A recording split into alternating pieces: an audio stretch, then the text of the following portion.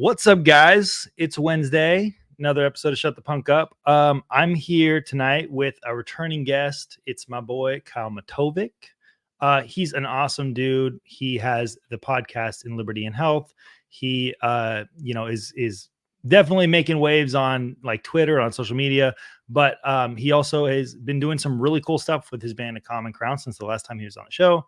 I want to bring him on to talk about that, but also talk about some of the other cool music stuff that's been happening in the world over the last couple weeks. Maybe touch on a couple of political puppy issues at the end. But I'm going to bring him up here. Yo, Kyle, what's up, brother? How you doing? What's up, man? Excellent. Great to be back. Dude, so last time we talked, you were talking about like how you had just like been recording and like you were ready to put out some music. And then you did earlier this year. You put out a brand new song. So I guess like tell me like I guess a quick update. Like what have you guys been up to? Where have you guys been? I know you played some really freaking awesome shows. I've seen the crowds you've been playing for. I'm jealous. I'm like back here like, missed like, FOMO over here. So Yeah, man. No, it's been absolutely incredible. Funny enough, we headlined one of the stages at the Millvale Music Festival, and I wore this shirt there. So this is a Trivium shirt. It says "Take their." Okay, we're about 3 minutes in. Take their fucking heads from their song "Kier Stut Gomen." One of the first songs I heard by them, and I remember seeing their singer Matt Hafey wear this shirt, and I'm like, okay, I need one, and I finally got one. But anyways, regardless of Trivium, yeah, we headlined the Millvale Music Festival at the one stage for Devil Inside Records, which is the record company that we're signed with. We headlined that stage back in May, and this was when we finally decided that we were going to part ways with our other guitar player Jay, who no hard feelings at all, but he just lives like 2 hours away. It was a really, really big deal for him to get from Evansburg, Pennsylvania to Ford City, Pennsylvania. It's literally like 2.5 hours. So I know it. Yeah. Yeah, no hard feelings towards him or anything. I mean, I just saw him when we played Rock for Life, which is another really, really cool show that we did. And me and him just talked for like a couple hours straight. He had a couple of my guitars and stuff too. So zero bad blood. It's just we understood it was a task for him, and we just knew it was for the best for dude. It's so hard to find people that like live close within your vicinity. Like I tried so hard to make my band and project work after I moved to another state when they were all in Denver, and I was in like Sacramento for a couple years, and I literally I was flying back every month to practice, and that was insane. Crap. You know what I mean? It's just a lot of work, a lot of moving around, and then we were we'd have our rehearsals, and then if there was a show coming up, we'd have to like take 2 or 3 days straight of just practicing. So, like coming from another state, obviously, like, and I work construction. So out there, I wasn't getting paid if I took time off, you know what I mean? So it kind of sucks, but like, it's hard to make all that work. And it's definitely not something where like, if my band had decided that they're like, okay, we never actually said we were done playing, but if they were like, hey dude, can we move on without you? I probably would have been upset at first, but like at the same time, I understand. I'm in another state. You know what I mean? Like, carry on, so. Yeah, I think he was understanding, but thank God.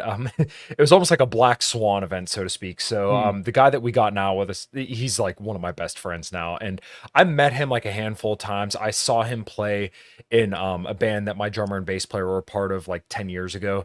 And his name's Brandon. He watched my podcast every here and there. You might see him in my chat. Brandon Cornish, very, very good dude, very talented guy.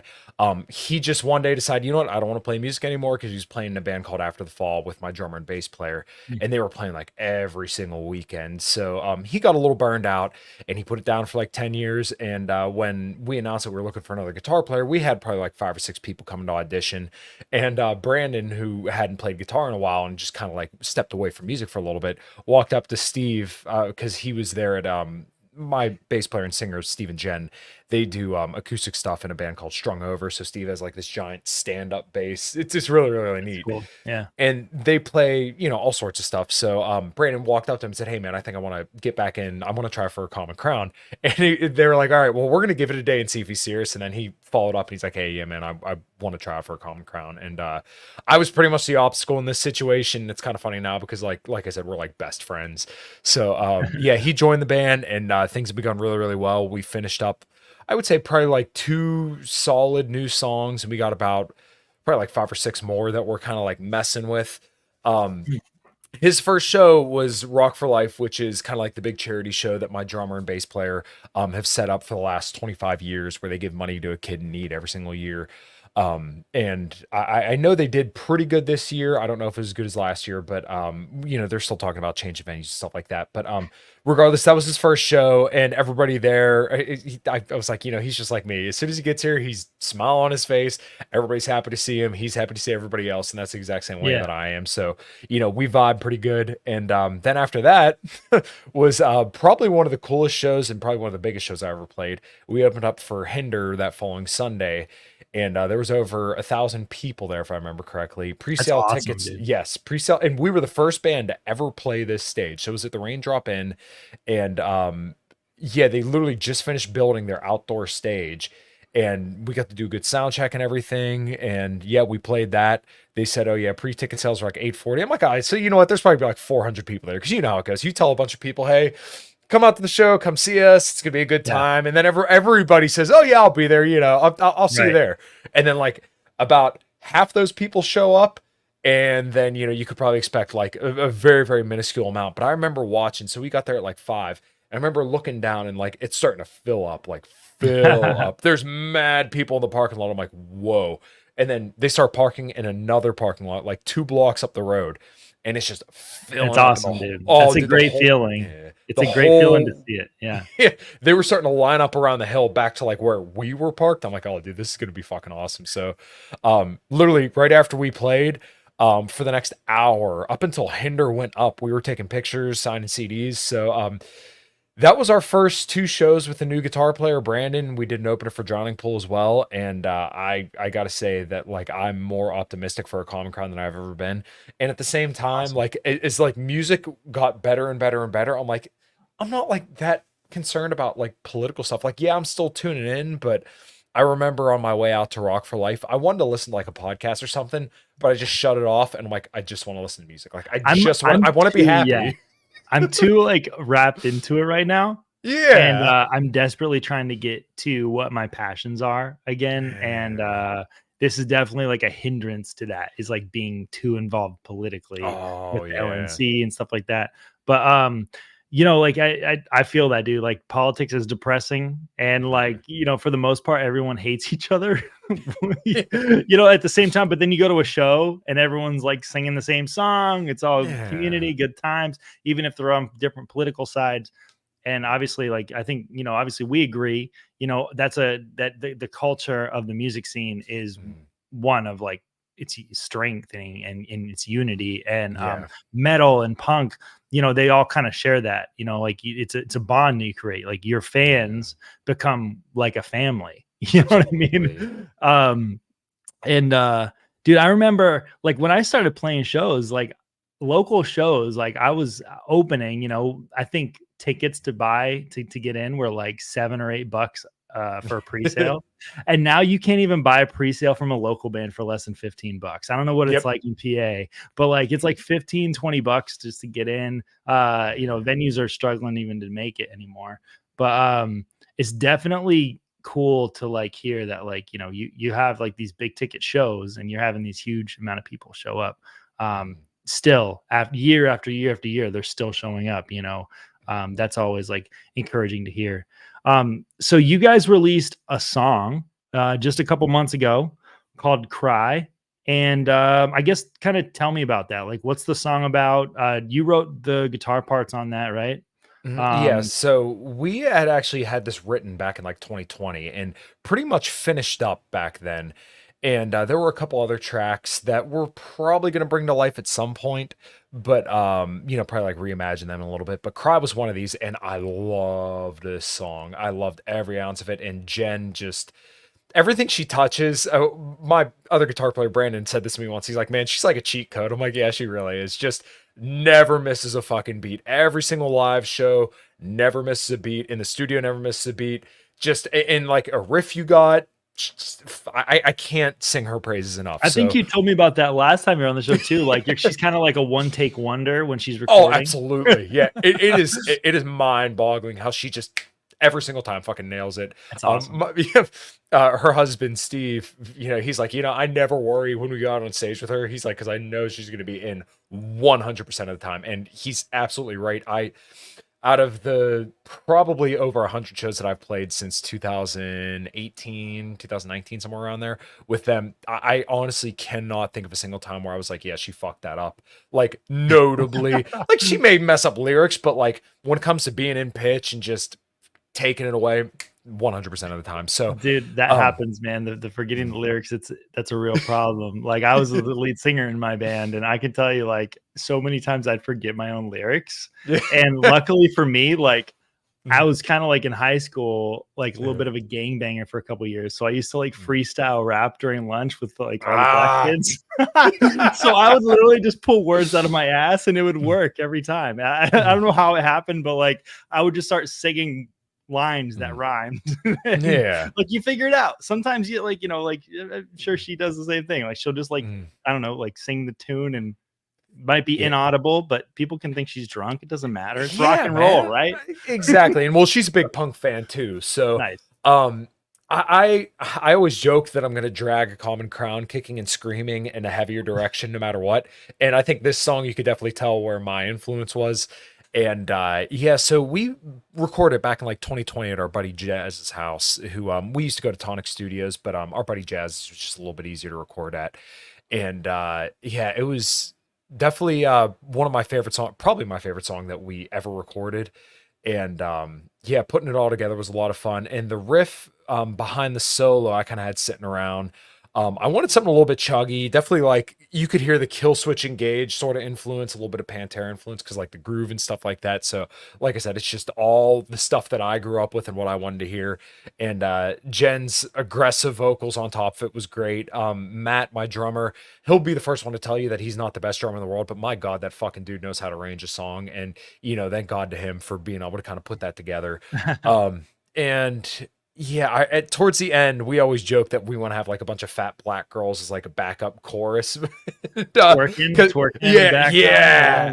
because like that song "Cry" and "The Reckoning," like there's all these different vocal tracks, and we've just joked about her having all those black backup singers, and because she needs it, and they would sound really really good on that stuff. So like at the very end of "Cry," she just belts it out, and I remember the first time I heard it, I'm like, man, just killer. Just could not be happy. I gotta say, like, like you might not be an emo band, but like just off of the name, you're already like emo adjacent.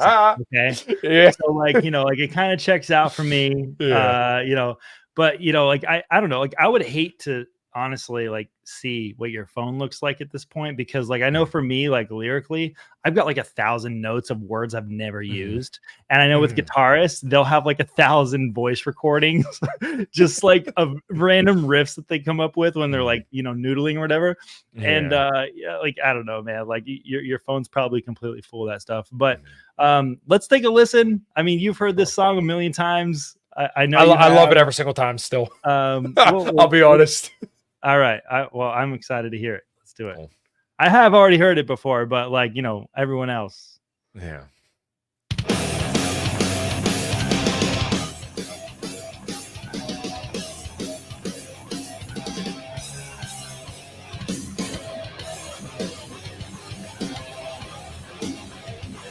You gotta get on, you gotta learn how to scream, bro. Like, I can. You can? Yeah, dude, you just gotta like drop in some growls, like, oh, you know what I mean? Yeah. Oh, I'm surprised you didn't know that. Yeah, I'm actually in Ever After on our first CD, you can hear my backup screaming in the verses, and then right after the solo, you can hear me too. I can't do it right now because my voice is a little bit gone. No, yeah, you're good. You're good. I've got some stuff I could show you from my past too. I used to. Oh no, shit. In my band, but I didn't mean to interrupt the song. I just was like, dude, like this is like one of those songs like you could like be like. Ooh, you know what I mean? Jen can too. She can't do the low stuff, but the higher stuff she nails it every single time. I learned screaming when I was like 14 or 15 years old, and thankfully I never like stopped doing it. Nice. Yeah, that's good. Yeah.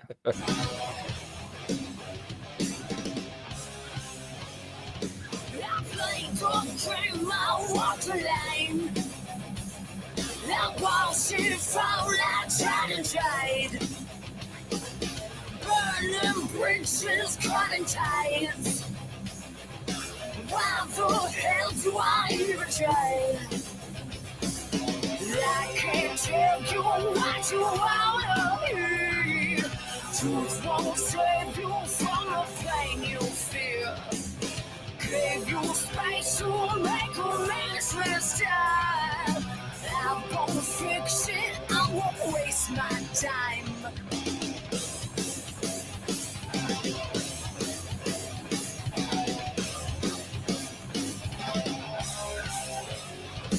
I showed you mine, now show me yours. Your poor dead heart's being ignored. Oh, real quick, could you pause it? So I want to tell everybody the verses were all downpicked. I had to pay my respects to Papa Hatfield. Yeah, so these verses are all downpicked, and it's like, you may not think it's a big deal, but like when you're playing it, it's like, okay, my arm's cramping up. So I mean, there were multiple takes on these verses. You would think just the chugging would be easy, but I think it was the guitar player of Shadows Fall who's now with his name's Jonathan Denies or something like that, and he plays with Anthrax now. And I remember watching a video of him playing. He's like, okay, look, you have to get the attack down for down picking. He's like, listen, if you do the, alternate picking, it's just a different sound. But when it's all down picked, it just has that fucking aggressive hit to it. And that's exactly what I wanted. And I think I did a good job in it. So. Oh, dude, it's great. And like, I love the, you can kind of just tell that you guys have been kind of like around the block. You know what I mean? You can tell you guys have that like band chemistry going on, because like the way that like, obviously like when you record, it's a little different than when you play live, but like you can just tell that you and your drummer throughout the writing process and recording process were just like in sync with each other. Cause it's dude, that's hilarious, because that's exactly it too. Me and Matt, I don't want to say we run the band, but we kind of run the band, as in like we are always in between songs. What would the band be without their lead guitarist and their drummer, though? Like, I mean, like Mumford and Sons, like yeah. So like between songs, I'll like usually put up a thumb or something like that to just let them know I'm good, or we'll look at each other and like give each other a nod and kind of carry the shit. And everybody else, obviously knows what they're doing too. But like, it's mainly him and I. They're like, okay, this shit's on lock, we're good. Jen, we're not worried about her. The other guitar player and bass player, yes, we're very worried about them. It's funny you say that, dude, because like when you're like out there and you're playing so many shows, like you said, you've played over 100 shows with A Common Crown. Like I know what you're saying, because my first tour ever, like my band was a mess, dude. Like we had to struggle through shows sometimes to get through, you know what I mean? But like towards the end, you can just like make eye contact with someone and basically know what they're saying. So like, and that's the kind of the difference, I think, is like between like, like a beginner level band that's just going to like open for every band forever, and a band that's like worth touring, and that's like, more of a mid-sized band that gets signed and does some cool stuff. Like, and then, like that's where it's at. But I guess we'll keep on the song. Plastic bitch, you can't buy time.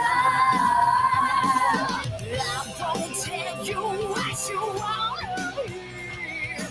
Know your truth and hide inside your fear. Give you space to make a restless time. I won't fix it, I won't waste my time. I'm gonna let you in. This I'm gonna win. I kinda like it when you cry.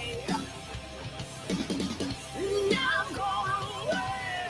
For times you make me say, I kinda like you when you cry. That's emo as fuck, dude.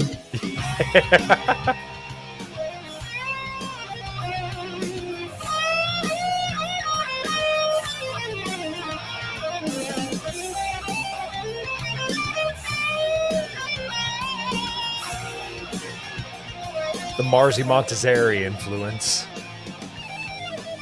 Ooh.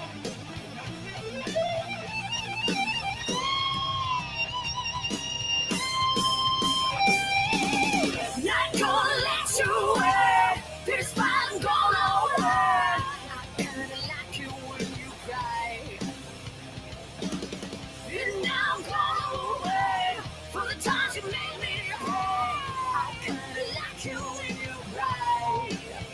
And this is the black girl belt out. I like the double time right there. Yeah.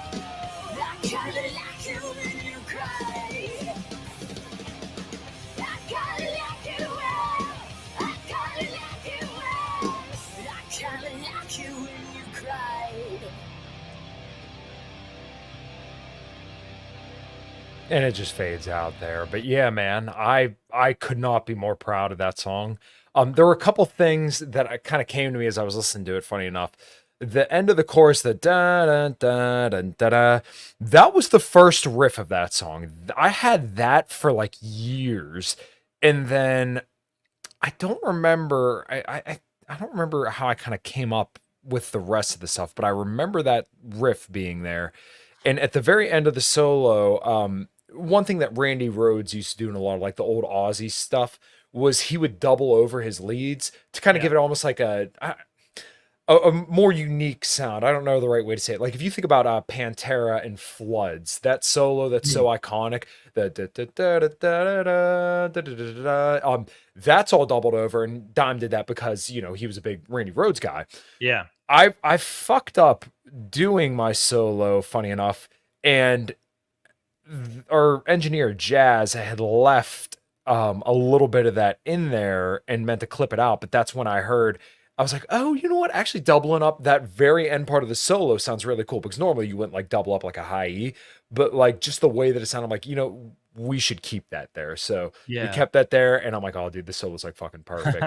So you had some like almost like Flight of the Bumblebee shit going on there, dude. Like they were like fucking noodling. I loved what you had going on there. So yeah, it's got to be like the bluesy groove, and like I said, the Marzi Montazeri who played with Philip and some. What are your like guitar influences? Because like you can definitely hear some of that coming out there. Yeah. So number one, always Dimebag Darrell. Right. Got to. Yeah. Number two would hold on, where is it? Right there. Black Label Society, Zach Wild. Right. Yeah, I recorded it on my Wild Audio guitar, which is I told you I played with him, right? I played a show with him. Oh, Black Label or Pride and Glory or no, like actually Zach Sabbath. Oh no shit. Yeah. So they did like their Black Sabbath, you know, like Zach singing Black Sabbath. Yeah. It was a really good time. Without that same show was like Hailstorm and In This Moment, I think Five Finger Death Punch was on it. And I was listening to this song and actually reminded me kind of like of Izzy Hale from Hailstorm, but mixed with like a Pretty Reckless a little bit. And I think I might have like made that comparison last time you were on the show too. But like she's a great singer, bro. Like really good. Like she's got like, zero pitch correction. Yeah, dude. Like you can tell she's got the voice for this genre. She's got her niche. You guys are there. Like this is like something that can be extremely successful. So I hope, dude. I always say if I could just do the podcast, play music, and maybe do like personal training, I'd be so fucking happy. But you know, she's very talented because with that Strung Over, they do like country stuff. Even she did an a cappella album. There's a video of her singing back in the '90s. I want to say it was like some country song or blues song or something like that. Fantastic. So I mean, she's got all the talent in the world. And you know, I say it all the time that like I'm just beyond grateful that I get to be in a band with such amazing, talented people. It's truly a blessing, and it inspires me to want to do better. Hell yeah! What's up, Nuke? Nuke's watching. So there he is. We had a good time over this past weekend. I hosted Post Zero on my channel, and he was chuckling pretty hard. It was a good time. I love that. So like what's going on with A Common Crown now? Like what do you guys some shows coming up? You said you were working on some new songs as well. Do you have any new recordings? What's the deets? So no new music as of yet. Like we have shit written, but we don't have anything recorded yet.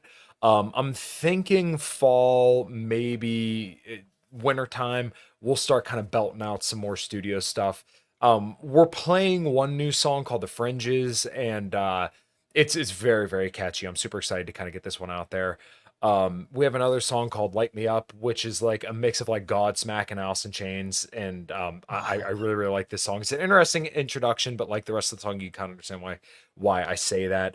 And then we have like a couple other ones that aren't quite put together yet, but are getting there. One that I call like our Viking song. It's just huge fucking sound. So yeah, we do have a bunch of new material in the works, and the new guitar player Brandon is keeping up really, really well with that. And this weekend, actually, we're opening for Flaw 2 nights. Oh, So we're cool, opening dude. for, yes, we're opening for them at the Raindrop Inn again with our friends from Drown the Deep, who are great, great group of guys as well, with a female singer as well. And then we're also playing with Flaw at the Hard Rock Cafe Sunday. And I've never played the Hard Rock Cafe, so I'm pretty stoked That's to that's play in there. Pittsburgh? Yes. Nice. Yeah. Dude, I'm jealous. I actually haven't heard of Flaw in a while. Like I think I might have booked them back when I was still doing shows in Denver. Yeah, so they were big back in like the early 2000s. So there's 2 albums. 2001 I think was like their self-titled, and then they had Endangered Species, which was like 2002 or 2003. And then they kind of like, I don't know, I think they broke up or something like that. They came back around in 2017 or like 2019, put out an album called Because of the Brave, I think. It was actually pretty good stuff. And then they did a covers album in 2022, which actually was pretty interesting. So yeah, I'm pretty stoked to play with them. I like these guys. They're not obviously like my favorite band, but I'm pretty well versed in them, and I'm pretty excited to see them. Yeah, playing 2 nights with them, and then we just got confirmed this week we're gonna be opening for Tommy Vexed November 13th. Oh, dude, no way. As well.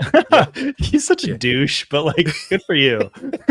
Yeah, he kind of is. I mean, like, I agree with him on some stuff, but like, I don't like the perpetual victim status. You know what I mean? Like, he's just, oh my God, I came out as a Trump supporter and I got canceled. I'm like, well, there's more to this story. Play with Rat, right? And then he also like had Snot. So I booked Snot back in the day. At like, I remember like booking Snot at this like tiny barbecue joint, and I think that they might have brought like 30 people. It was a pretty small show.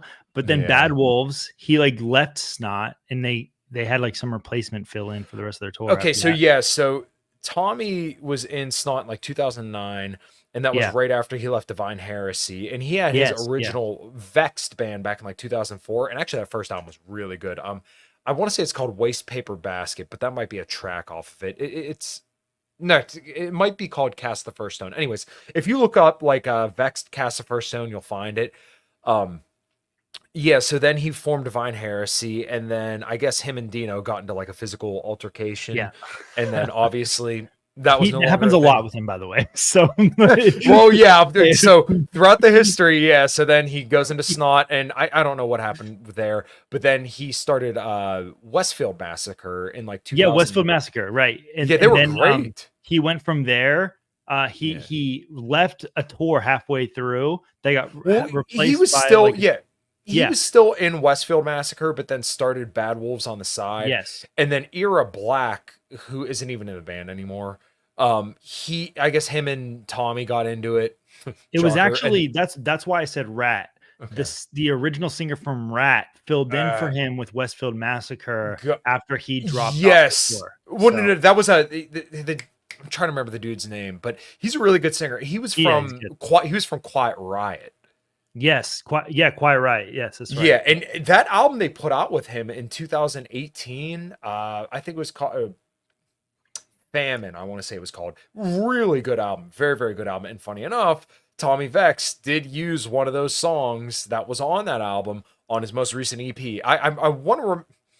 The song is called Constant Silence by Westfield Massacre. It's an excellent song. In fact, I remember running to it all the time back in 2020. But yeah, so then Bad Wolves, they were doing awesome. And I always like sang Bad Wolves praises because like all those guys are like 20-year metalcore vets, right? I mean, Tommy Vex had been around for a long time. Doc Coyle's and God Forbid. Doc Coyle, nobody gives God Forbid the fucking credit for like lifting a lot of these bigger bands up now. Like they took Trivium, Chimera, bands that are like still to this day kicking ass. They took them on their first tours, and like they got nowhere near the recognition they deserved.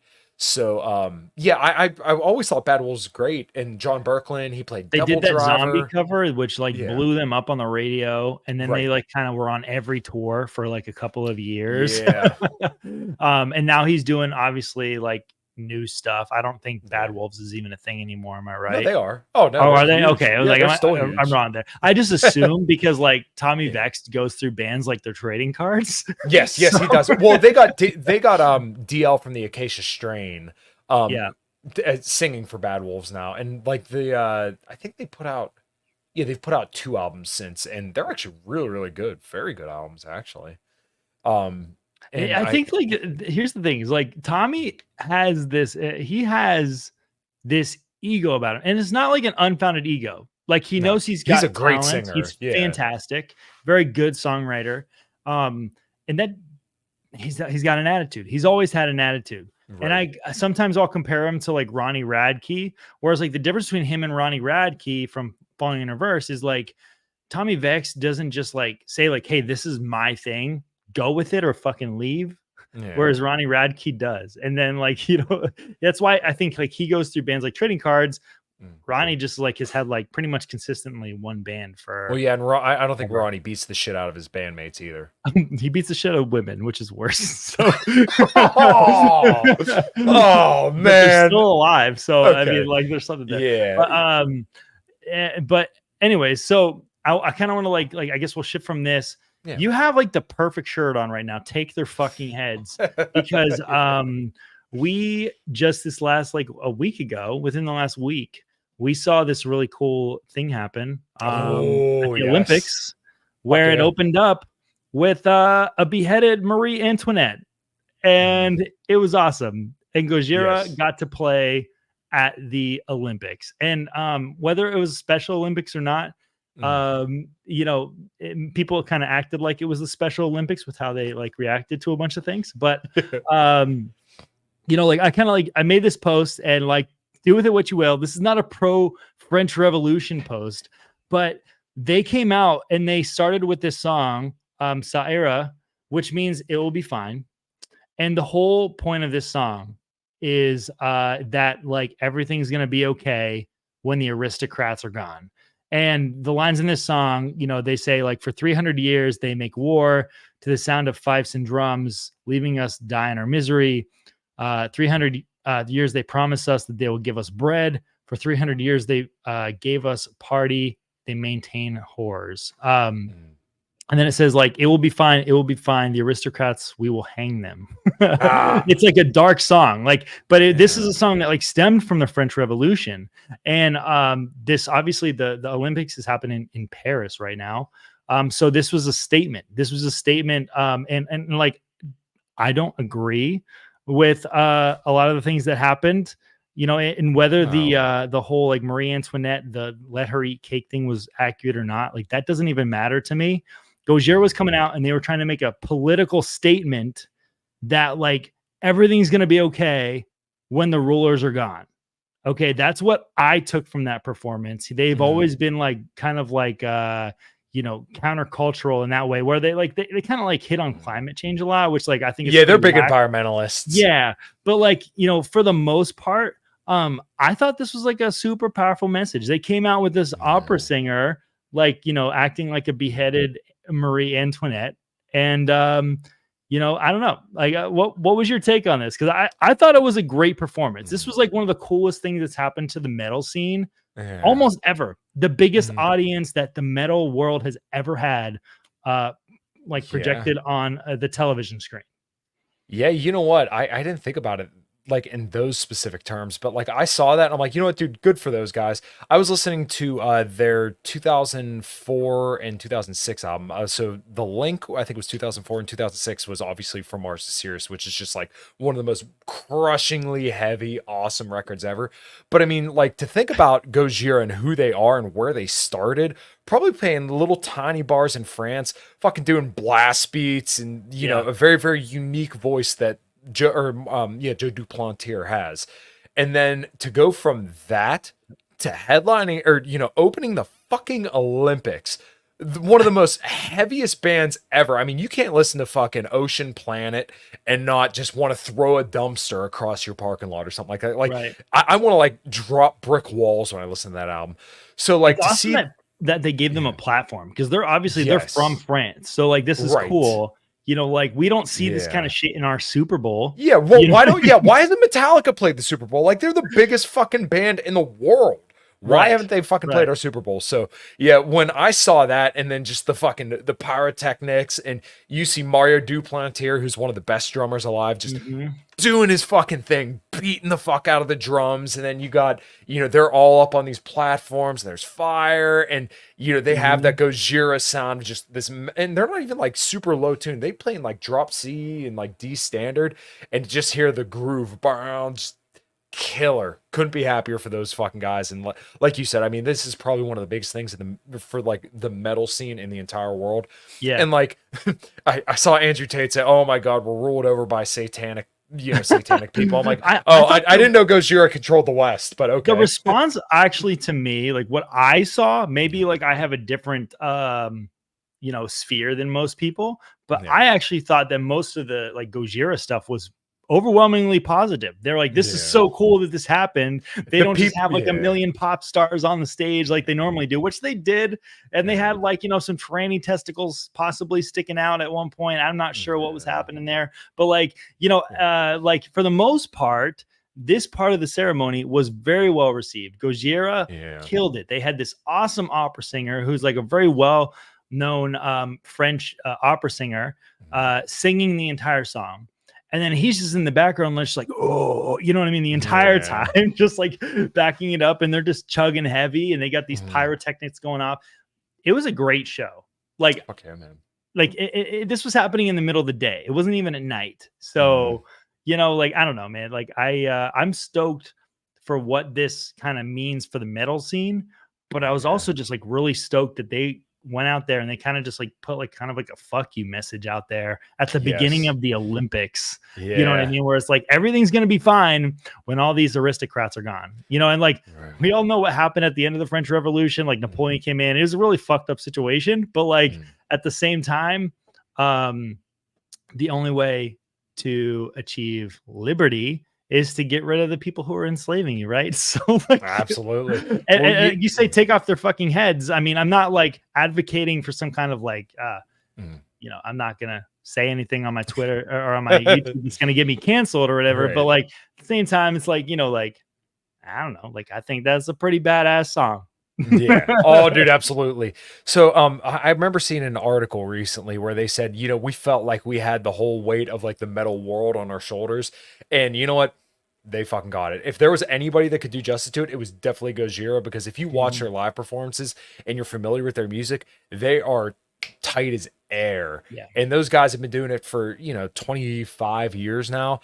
So, you know, I think they did it justice. And, you know, it was kind of like the moment where they had Metallica in Stranger Things, where you just now exposed generations and millions, potentially billions of people to this new realm of music and this new family, this new world, really, of just stuff that like they might not have ever seen if not for, you know, having Gojira play the Olympics, or if they didn't hear Eddie from fucking Stranger Things play the solo to Master of Puppets in, you know, season 4 of Stranger Things, like just stuff like that. The middle elitists, who I used to be a huge elitist when I was in like middle school, but then, you know, you grow up, just like to expose this kind of stuff. They'll call you to a own your poser faces. now, by the way. Yeah, they definitely do. But like to expose this audience, you know, people to new music and to get people into metal, I'm all about it, dude. Whatever to like spread the gospel, so to speak.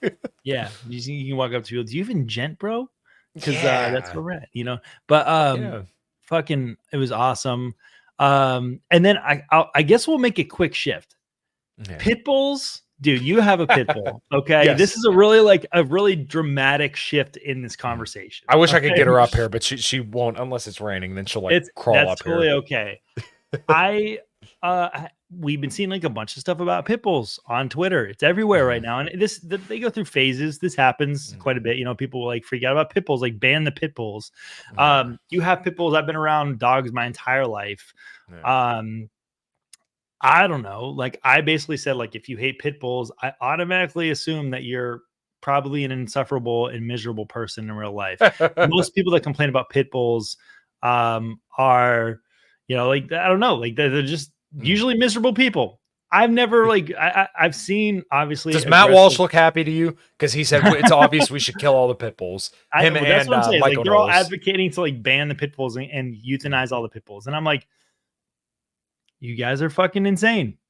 I don't know, man. I like where I'm at is I think that like, you know, there's a lot of like when you buy a pit bull, you know, we were talking a little bit before the show. 22 people die a year from pit bull attacks. That's more than any other dog, but it's also 22 people a year in America. 900 people a year die of constipation. All right. So this is not like an overwhelming number. Like obviously like the pit bull demographics say that like there are more pit bulls than any other dog because it's the most popular dog in America. Over 6% of the dogs, all the dogs in America are pit bulls. And over half of those are in shelters. So it's like there's a lot of freaking pit bulls in our country. Right. So they're automatically going to have more of whatever stat you throw their way. It doesn't matter what it is. But your pit bull looks like a total sweetheart. And most pit bulls that I've seen are total sweethearts.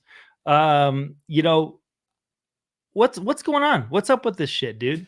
So, I mean, I wasn't really like a dog person until my wife moved in, and that was when she just had her pit bull, and now we have 3 dogs. So, and you can kind of see him a little bit right there. My Doberman Australian Shepherd mix is right down there.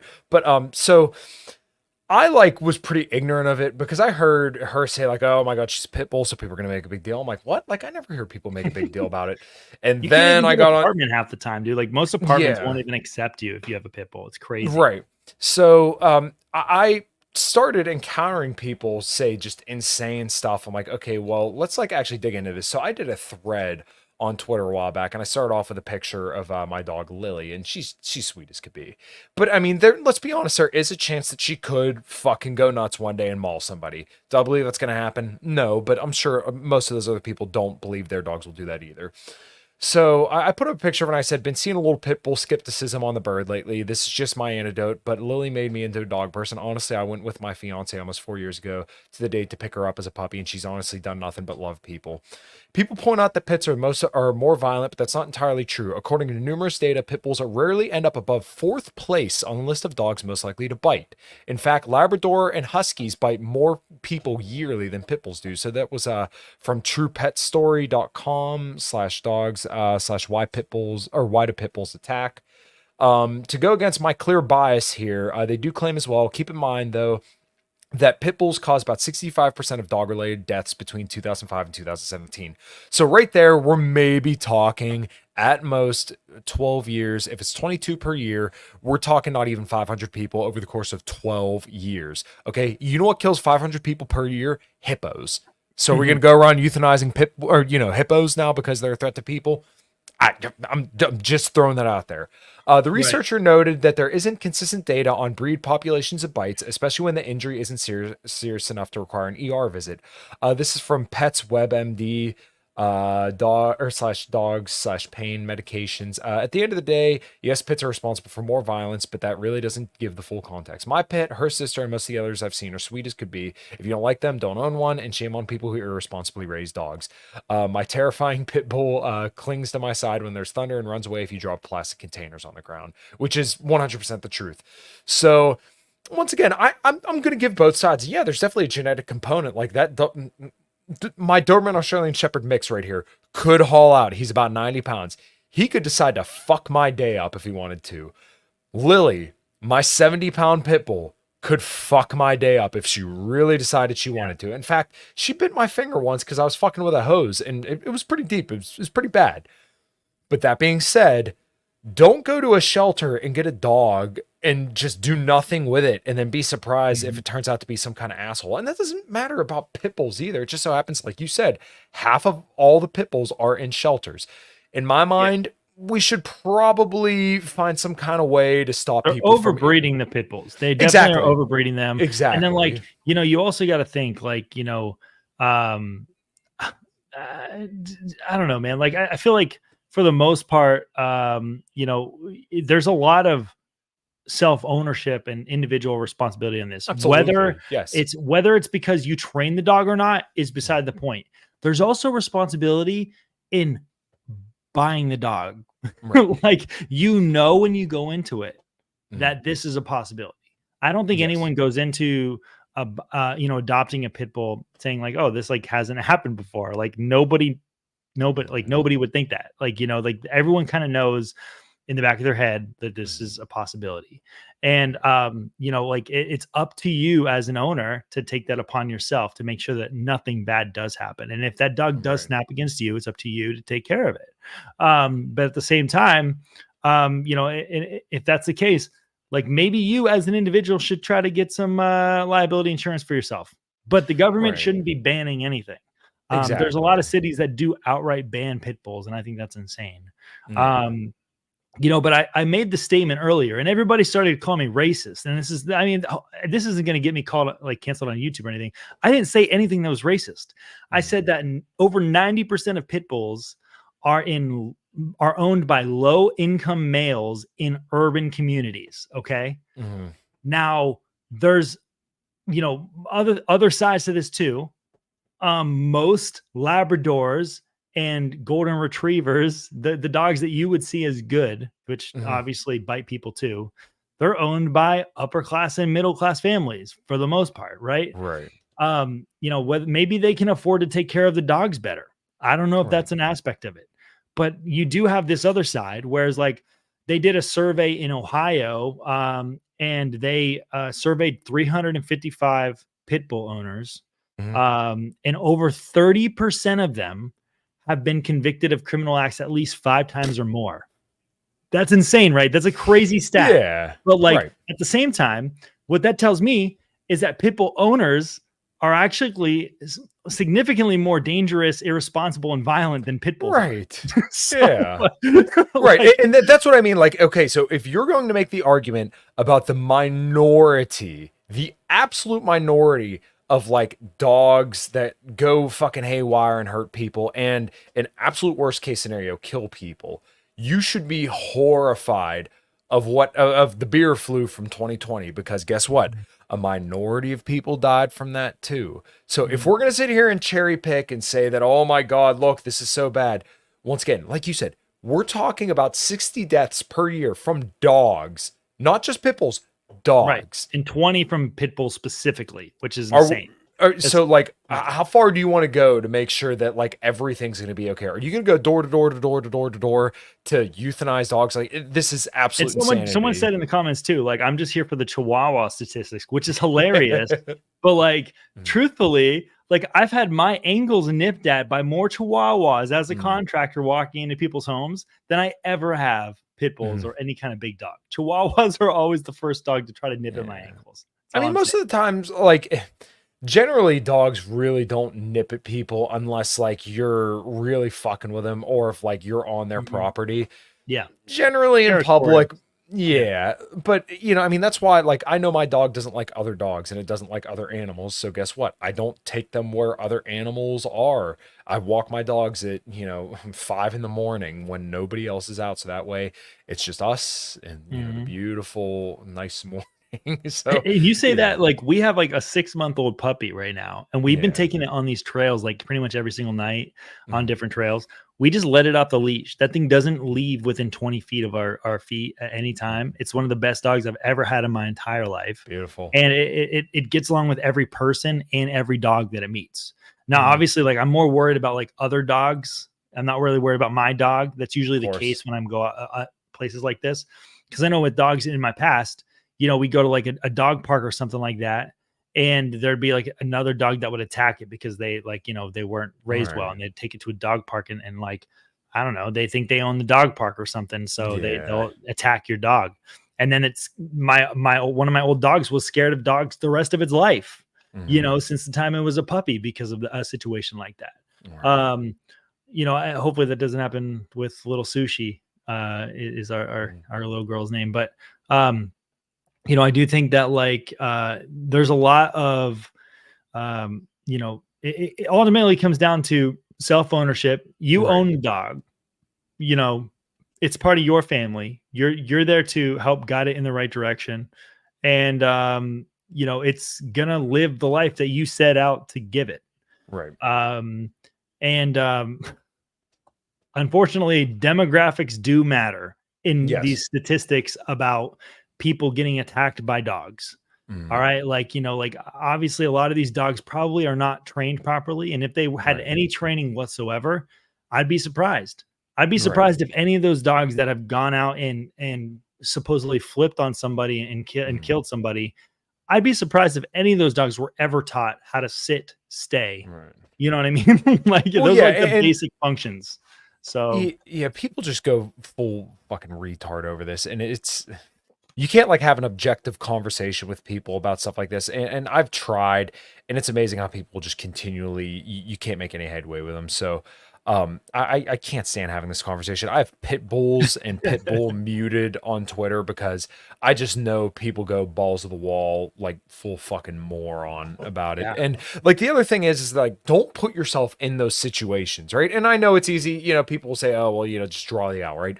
But like if you know your dog has a problem with other dogs, don't take it around other dogs. If you know your dog may not be the best trained around other people, don't bring it around other people. Like, just use your fucking brain when you take your dog anywhere or have to do anything with your dog, and you're probably going to be okay. I mean, once again, my dog doesn't like other dogs. I keep her away from other dogs. I, never leave the house with her without a collar or something to hold her back by, right? Like, it's just about not being a moron with your fucking dog. And for some reason, people always want to offload all the responsibility onto other people rather than just saying, hey, I have to deal with this because this is a choice I made and this is something I have now. Yeah. Yeah. Well, I'm glad I was able to get the perspective of another pit bull owner. Like I said, I don't have a pit bull. I've never had a pit bull. I actually don't have any interest in ever buying a pit bull. But like same time, it almost always comes down to, turns out, self-ownership and being responsible. Yeah. That's like what it comes down to.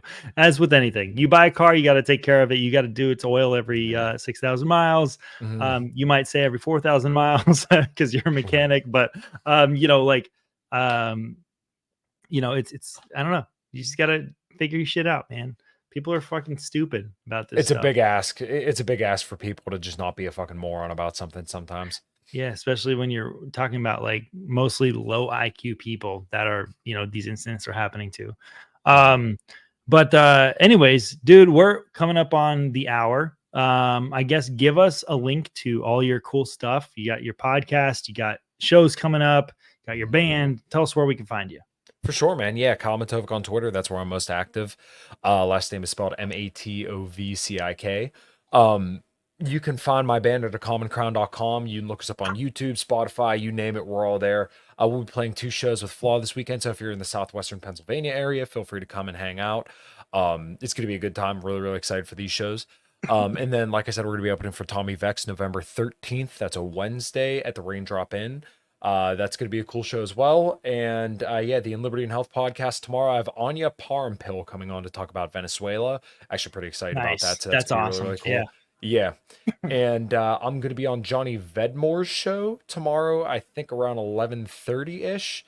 And In Liberty and Health, Post Zero, Cognitive Vigilance, 5 till midnight, and I think that's all the projects I'm involved with. I stay pretty busy. So how do you have time, dude? It's crazy, man. You're insane. Yeah, I don't know. What's crazy is like most people that have that much overcommitment are autistic as fuck. I don't think you're autistic at all. I think you're just like retarded. That's probably 100% true, but do not discount how autistic I probably could be. I could be very high functioning autist. Oh, well, maybe I got a quick story. If sure. Yeah. So last night I went and saw Lamb of God and Lamb of God. I want to say Metallica. Lamb of God Mastodon, right? So my buddy who watches our dogs, his name's Connor. He's a good kid, but he is like high functioning autistic. Really, really good kid, but like could work a job and everything like that. But like if you hung out with him, you'd understand. So we went to Tequila Cowboy, which is right across from Stage AE, to get some drinks and some food before we go in to go enjoy the show. So I had this big ass margarita, and he had like a small one, and I had a small one as well. And then we went in there, and he got a White Claw, I got a Truly's, and he took a hit of somebody's vape pen. You had Ben Heckman on here, right? Yeah, absolutely. Okay, so yeah, we met up with Ben, and I don't know if it was Ben's vape pen or somebody's pen, but he took a hit of it, right?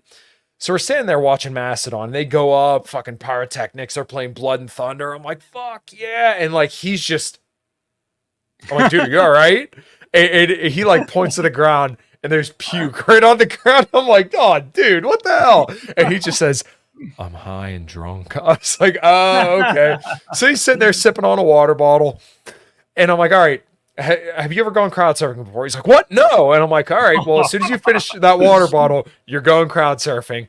And he's like, what? So anyways, he finished up the water bottle and I tell him, all right, all the stuff that you don't want to lose, give it to me and I'll hold on to it. You're going to go crowd surfing because I don't want you to lose it. So he's like, all right, he hands me his key, or he hands me his wallet and his phone, right? I'm like, all right, up you go, gone. And I told him, like, go to the left and I'll meet you over there.